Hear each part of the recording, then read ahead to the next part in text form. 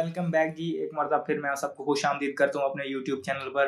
ICC cricket world cup 2023 में पाकिस्तान का सफ़र कुछ दिन पहले ख़त्म हुआ। पाकिस्तान ने अपना लास्ट मैच खेला था इंग्लैंड के साथ ईडन गार्डन्स में, और वो मैच 90+ रन से हार गए थे, और इस तरह उनका वर्ल्ड कप में सफ़र खत्म हो गया। वो इससे एक मैच पहले ही खत्म हो गया था जब न्यूजीलैंड ने श्रीलंका को हरा दिया था। तो पाकिस्तान नेट रन रेट की बिना पर एक इम्पॉसिबल परम्यूटेशन चेस कर रहा था जो ऑब्वियसली पॉसिबल नहीं थी, और पाकिस्तान उससे पहले बाहर हो गया था। लेकिन अब ये भी नहीं कह सकते कि सिर्फ नेट रन रेट पे बाहर हुआ है, क्योंकि अगर आप पॉइंट्स टेबल देखेंगे तो न्यूजीलैंड ने 10 पॉइंट के साथ फिनिश किया और पाकिस्तान ने 5वें नंबर पर फिनिश किया है 8 पॉइंट्स के साथ। और पाकिस्तान ने अगर हम वर्ल्ड कप में बात करें तो 9 मुकाबले खेले, 5 हारे और 4 जीते। उन 4 में से भी अगर हम 3 मुकाबलों में बात करें तो एक नेदरलैंड्स, एक श्रीलंका, एक बांग्लादेश से जीता है। बड़ा मैच एक जीते हैं, वो भी एक आउटस्टैंडिंग परफॉर्मेंस इंडिविजुअली आई थी फखर जमान की वजह से, और फिर डीएलएस मेथड पे वो मैच न्यूजीलैंड से जीते। इसके अलावा किसी बड़ी टीम के खिलाफ कोई अच्छी परफॉर्मेंस नहीं दिखा पाया पाकिस्तान। अब यहाँ पर अगर हम डायसेक्ट करें परफॉर्मेंसेस को पाकिस्तान के इस वर्ल्ड कप में, तो पहले बात करते हैं 2 फेजेस थे, एक एशिया कप से पहले और फिर एक एशिया कप के बाद। एशिया कप के बाद पिक्चर क्लियर हो गई थी सबके सामने, लेकिन लोग इजहार नहीं कर रहे थे। अब एशिया कप से पहले हमें हमारी टीम बहुत सेटल नजर आ रही थी। क्योंकि हमारे बैट्समैन रन कर रहे थे। फखर जमान की उससे पिछली सीरीज जो थी न्यूजीलैंड के साथ हमने सीरीज खेली थी, वहां पर उन्होंने 3 मैचों में 300 लगाए हुए थे। और इमामुल हक जो एवरेज अपनी अच्छी रखते हैं, वो एवरेज भी अपने अच्छे रख के चल रहे थे। बाबर आजम की भी इतनी खुल के जो खामियां थी वो सामने नहीं आई हुई थी, कैप्टनसी की भी और फिर उनकी बैटिंग में भी। Rizwan on end of runs कर रहे थे। स्पिनर्स का एक चल रहा था उनका मसला, विकेट्स नहीं ले रहे थे वो, लेकिन वो उतना अंडर द रेडार नहीं आए थे। क्योंकि हमारा पेस अटैक से बेस्ट नजर आ रहा था। नसीम शाह, शाहीन शाह अफरीदी, हारिस रऊफ, ये उनको कवर कर रहे थे, और इन पेसर्स को भी नसीम शाह की परफॉर्मेंस बहुत कवर कर रही थी, तो वो अंडर द रेडार आए ही नहीं। अब एशिया कप आता है। एशिया कप में पहला जो मैच हम इंडिया के खिलाफ जो खेलते हैं, वहां पर हमारे स्पिनर्स एक्सपोज होते हैं, और फिर हमें थोड़ा सा अलार्मिंग सिचुएशन आ जाती है कि यार हमारे स्पिनर्स विकेट्स नहीं ले रहे। लेकिन एक्यूरेसी का उस टाइम अभी तक इतना मसला नहीं आया था जितना आगे चल के आया, लेकिन लोगों को था कि इंप्रूव कर लेंगे। अब एशिया कप खत्म होता है, और एशिया कप के खत्म होने तक हम सबको ये चीज का अंदाजा हो जाता है कि हमारे स्पिनर्स उस कैलिबर के भी नहीं है और उनकी परफॉर्मेंस भी उतनी नहीं है। और फिर वहां पर हमें एक और सेटबैक हो चुका हुआ था कि नसीम शाह जो हमारे की पेसर थे वो इंजर्ड हो गए हुए थे। अब वो इंजर्ड हो गए, उनकी रिप्लेसमेंट क्या होगी, तब तक सबको पता चल गया था कि एक टीम का कॉम्बिनेशन हिल गया है एक प्लेयर के जाने से ही, और अब मसले आना शुरू हो गए। फखर जमान की फॉर्म भी उस तरह नहीं लग रही थी, और इमामुल हक साहब भी परफॉर्मेंस नहीं कर रहे थे। बाबर आजम भी नेपाल वाले मैच को छोड़ के किसी मैच में रन्स नहीं कर रहे थे, तो पैनिक बटन दब गया था। एक मोहम्मद रिजवान थे जो उस टाइम कंसिस्टेंटली रन कर रहे थे, और थोड़ी सी रे ऑफ होप नजर आई थी अब्दुल्ला शफी को साउथ शकील की सूरत में। हमें फास्ट बॉलर्स की फॉर्म भी खास नहीं थी। शाहीन शाह अफरीदी स्ट्रगल कर रहे थे नए बॉल के साथ, हारिस रऊफ भी। तो मसले मसाइल शुरू हो गए थे। हसन अली को लाया गया as a replacement Naseem Shah की। अब अगर हम प्लेयर टू प्लेयर बात करें तो यहाँ पर फखर जमान को स्टार्ट में मौका मिला, एक ही मैच में वो परफॉर्म नहीं कर पाए, अब्दुल्ला शफीक के साथ रिप्लेस किया। अब्दुल्ला शफीक का एक अच्छा वर्ल्ड कप गया, कंसिडरिंग के अगर जो टीम हार रही हो और उनका कॉन्फिडेंस लो हो, उस टीम में आए और उनका फर्स्ट वर्ल्ड कप हो। जिस तरह उन्होंने एक मार्क छोड़ा है, वाहिद पर प्लेयर नजर आए पाकिस्तान की तरफ से जिन्होंने वर्ल्ड कप में एक मार्क छोड़ा है और 300+ रन किए हैं।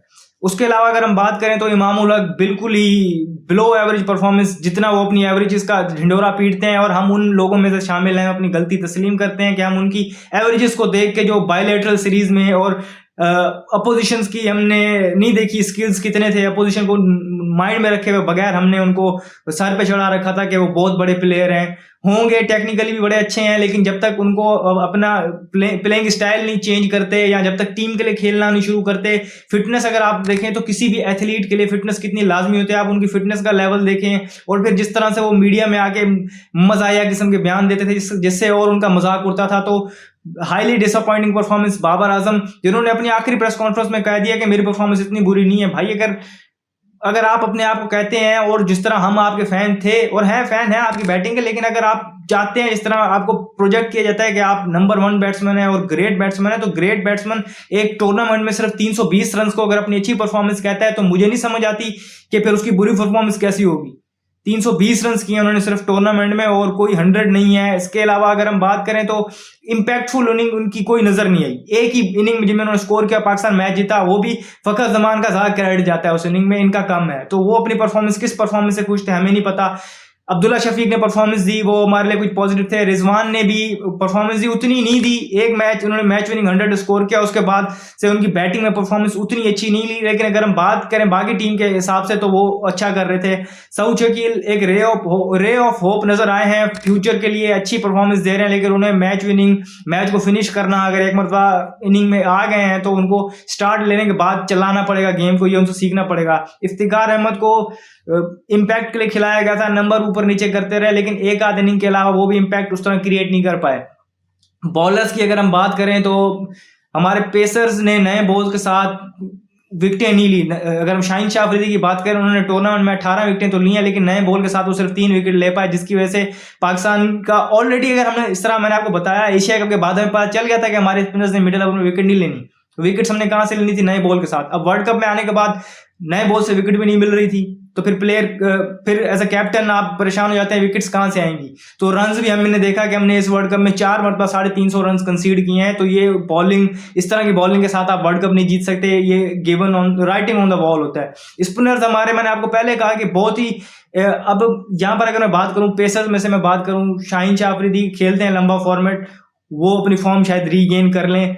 लेकिन अगर हम यहाँ बात करें हारिस रऊफ की, तो फ्यूचर का प्रोस्पेक्ट है, अच्छे बॉलर हैं, अच्छी पेस है। जब लाइन पे बॉल गिराते हैं तो अनप्लेबल नजर आते हैं, लेकिन लाइन पे ज्यादा गिरा नहीं पाते क्योंकि वो ज्यादा लंबी क्रिकेट खेले नहीं है। तो उनके लिए गोइंग फॉरवर्ड, जो उनके लिए इंप्रूवमेंट जहां वो देखना चाहते हैं, वो लंबा फॉर्मेट खेलें, अपनी लाइन लेंथ को कंट्रोल करना सीखें।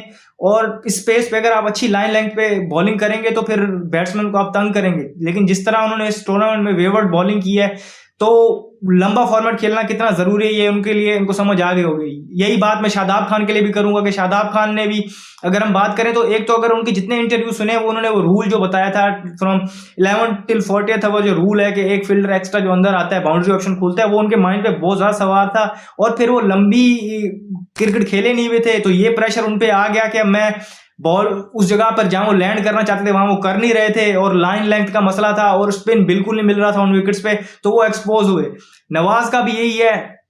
मैं लिटरली इस वर्ल्ड कप से पहले और एशिया कप से पहले अगर बात करूं, मैं समझता था नवाज एक अच्छे बेहतरीन क्रिकेटर है और होंगे, लेकिन जिस तरह उन्होंने ये पिछले चंद अरसे से हमने देखा है, तो मुझे नहीं लग रहा कि वो पाकिस्तान टीम में इस टाइम इस परफॉर्मेंस के साथ वो डिजर्व करते हैं पाकिस्तान टीम खेलना। उन्हें जाके फर्स्ट क्लास में या जहां भी जाके उनको अपनी बॉलिंग पे बहुत ज्यादा काम करना पड़ेगा। शादाब खान यहाँ फिर भी बच गए, एक आध उनकी इनिंग फिर भी लग गई है बैटिंग के साथ, नवाज ने तो वो भी नहीं किया।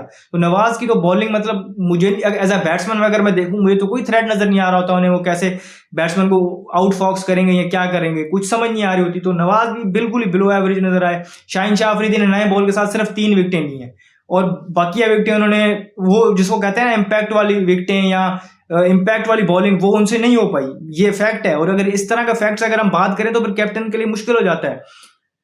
यहाँ पर वसीम जूनियर की अगर हम बात करें तो वो लंबे अरसे से टीम के साथ चल रहे हैं, उस पर तनकीद कर रहे थे लोग, ये टीम के साथ हैं, ये खेल क्यों नहीं रहे, ये डिजर्व नहीं करते हैं, इस तरह की बातें चल रही थी। लेकिन उन्होंने 3 मैच खेले और 10 विकेटें ली हैं, बैटिंग में भी थोड़ी ग्लिम्सेस दिखाई हैं। अब यहाँ पर बात यह आती है कि डेवलप कौन करेगा। हमें पता है हमें एक पेस बॉलिंग ऑलराउंडर चाहिए, एक बॉलर है जो 140 तक बॉल कर रहा है, अगर उसे कंसिस्टेंटली मौके देंगे, उसके साथ कोई माइंड लगाएंगे, तो वो बॉलर भी बन के दिखाएगा आपको, वो चीज आपको जो चाहिए वो डिलीवर करेगा। लेकिन बेंच पे बैठ के तो नहीं करेगा। अब हमने बैकअप तो बनाए नहीं हुए थे, अब नसीम शाह का बैकअप एंड टाइम पे हम ढूंढ रहे थे, हमारे पास था नहीं। ये क्यों नहीं था? ये सारी चीजें जो है, ये रीजन अगर हम आपको बताएं तो बड़ी डिटेल में जाना पड़ेगा इनके लिए। हम तो पिछले जितने अरसे में एक तो खेले बहुत कम वनडे, और जो खेले भी वो तगड़ी टीमों के खिलाफ नहीं खेले, और उनके खिलाफ जो फिर परफॉर्म करते रहे वो प्लेयर वहां ले गए, तो बड़ी टीमों के खिलाफ तो वो वहां चल ही नहीं पाए। Even including Babar Azam, one of the greats हैं जो भी हैं, लेकिन नहीं है उनकी परफॉर्मेंस वर्ल्ड कप में। इस परफॉर्मेंस को कोई डिफेंड नहीं कर सकता। और फिर अगर वो अपने आप को इस चीज को डिफेंड, इस चीज से सेटिस्फाई हो कि मैंने 320 रन कर दिए, अभी बहुत स्कोर हो गया, तो ये तो फिर एक शेमफुल सा स्टेटमेंट है ना। आप ये चीज कैसे इस चीज को समझ सकते हैं कि यार मैं 320 रन करूं और लोग मुझे ग्रेट के साथ कंपेयर भी करें, रैंकिंग में भी नंबर 1 है। आप कहां से नजर आ रहे थे? बिल्कुल क्लूलेस नजर आई, कैप्टनसी भी क्लूलेस नजर आई, फील्डिंग भी, फिटनेस लेवल भी अगर हम देखें तो हमारे प्लेयर्स के बहुत ही बिलो एवरेज नजर आए, और वो भी एक बहुत इंपॉर्टेंट फैक्टर है कि हम परफॉर्म नहीं कर पाए। तो अगर हम बात करें ऑल अराउंड, हम देखें तो हर डिपार्टमेंट में हमने लैग किया है, और हमने किलर इंस्टिंक्ट होता था पाकिस्तान टीम का, जब भी किसी आईसीसी इवेंट में जाता है तो एक पाकिस्तान टीम के पास एक किलर इंस्टिंक्ट होता है, वो हमने मिस किया। वो हमारे पास लेट थोड़ा सा शामिल हुआ, फखर जमान पहले मैच के बाद उनको रेस्ट दिया गया, ड्रॉप किया गया, जो भी किया गया, लेकिन जब वो आए उन्होंने इम्पैक्ट छोड़ा।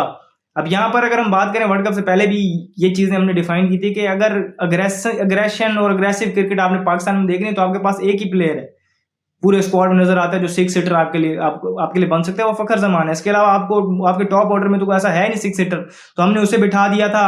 फॉर्म भी नहीं थी ऑब्वियसली, लेकिन जब ऐसा प्लेयर स्कोर करता है तो वो मैच को वन साइडेड कर देता है और फिर हम अलग लेवल की क्रिकेट खेल रहे होते हैं। अगर वो नहीं करता तो हमारी क्रिकेट लेवल जो आप देख लें फिर क्या होता है, किस तरह की क्रिकेट हम खेल रहे होते हैं। तो ये अब कहना कि हम नेट रन रेट पे बाहर हो गए, हम पीक कर रहे थे, हमने इस टूर्नामेंट में बिल्कुल पीक नहीं किया। छोटी टीमों के खिलाफ हमने उनको, अब अगर हम नेदरलैंड वाले मैच के खिलाफ की बात मैच की अगर बात करें तो नेदरलैंड की भी अगर थोड़ा एक्सपीरियंस और होता, एक आध अगर उनके मिडिल ओवर में एक्सपीरियंस बैट्समैन होता, हम वो मैच भी ना निकाल पाते। श्रीलंका वालों की अगर बॉलिंग एक्सपीरियंस होती तो हम वो ना निकाल पाते।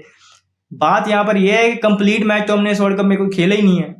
बांग्लादेश वाला मैच हटा दें सर, वो हमने कंप्लीट मैच खेला, इसके अलावा हमने कोई कंप्लीट मैच नहीं खेला। 400 रन कंसीड किए हैं, 350 रन कंसीड किए हैं। एक बैटिंग लाइन हमारी ऐसे कोलैप्स हो जाती थी इंडिया के खिलाफ। हमने इंडिया के खिलाफ लास्ट 1.5 महीने में 2 वनडे खेले, हम 200 नहीं कर पाए। नेदरलैंड उनके खिलाफ आखिरी मैच में रन कर गए, हम 200 नहीं कर पाए। हम कहाँ स्टैंड कर रहे हैं, क्या हमारी स्ट्रेटजीज हैं, ये तो थी, मैंने आपको चीजें बताई जो हमारी टीम के परफॉर्मेंस के हिसाब से थी। टीम ने कहाँ लैग किया, परफॉर्मेंस इस टीम से नहीं हुई, और एक ओवरऑल मैंने आपको व्यू दिया जो मेरी एक पर्सनल फीलिंग थी। अब अगर हम अगली मैं वीडियो आपके लिए करूंगा, उस वीडियो में मैं आपको बताऊंगा कि बोर्ड की लैकिंग और through out the year planning से क्या फर्क पड़ता है, वो हम कहाँ लैग कर रहे थे, उसका कितना अमल दखल हुआ। इस वीडियो में फिलहाल इतना ही, मुझे दीजिए इजाजत। शुक्रिया, अल्लाह हाफिज।